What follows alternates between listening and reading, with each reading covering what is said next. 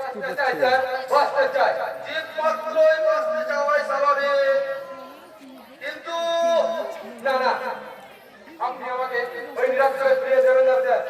অফিসে দরজায় দরজায় আমি ধর্ণা দিয়েছি, কিন্তু কোথাও এই হতভাগে একটা চাকরি মেলেনি। আমি অনেক আগালে আপনার কাছে এসেছি স্যার, আপনার কাছে এসেছি। আপনি অবকাশ করিয়ে দেবেন না স্যার। তাহলে এখন আমাকে যে আত্মহত্যা করতে হবে। কি বলছো তুমি? আমি ঠিকই বলছি স্যার। ওই বাড়িতে বৃদ্ধ বাবা আমার আপনার পথ ছেড়ে বসে আছে। আমি প্রতিটা দিনই নিরাশ হয়ে বাড়ি ফিরে যাই।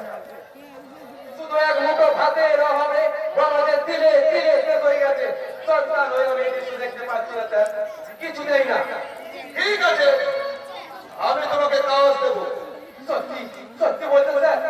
হ্যাঁ, তবে একটা শর্ত তোমাকে মেনে চলতে হবে। কি সত্য স্যার? কাজের গোপনীয়তা তোমাকে বজায় রাখতে হবে, আর ভুলেও তুমি আমাকে কোনো প্রশ্ন করতে পারবে না। বলো, তুমি রাজি? হ্যাঁ স্যার,